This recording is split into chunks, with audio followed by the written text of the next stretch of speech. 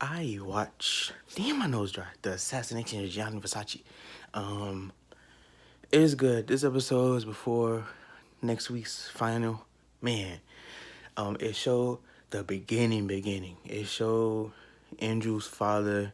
He was a little crazy. Like he just lived in another world. He was a scam artist, basically. But he was only limited because I don't want to say this, but he was only limited because he wasn't a white guy.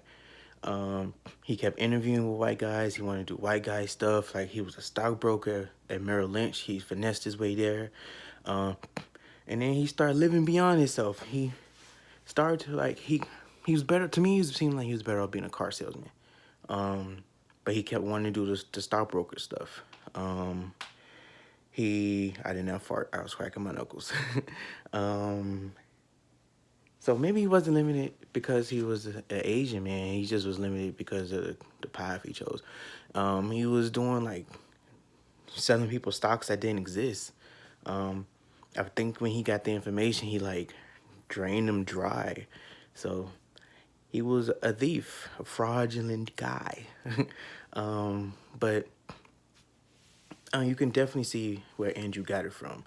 And they showed like him telling his first grand tale, and it was more so just to not be in the present, to not live with what happened.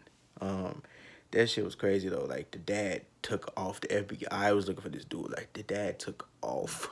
He hopped the fence. He picked up floor towel, took money out the thing. Like, dude.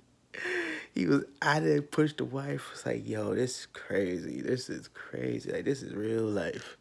They showed Versace, his beginning, and how it was hard for him to be accepted, and how he got his start, and what inspired him really to be in design.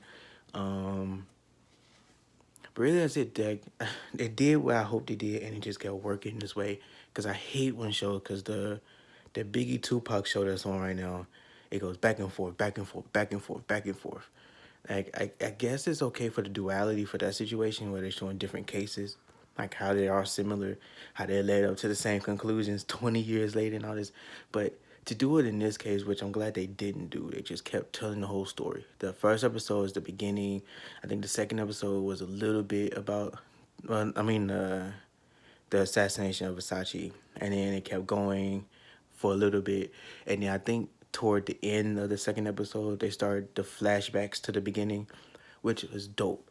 And then from straight on up until yesterday, it was just flashback, and now next week the finale we get to, well, the finale. So it's good. I would totally rewatch it when it's all finished. Maybe like before Horror Story come back, I'll watch it because I just like watched it. Like I'm all in it, so I don't need to watch it in a month. But definitely check it out. Like if you're waiting for it to end and check it out, still check it out. Like it's good storytelling. Period. It's well acted. I know a lot of people have issues with Ryan Murphy because of Scream Queens and because of whichever season you don't care for of Horror Story, but he did his thing on this one. Like he did such a damn good job. Like it has to get an Emmy. It has to.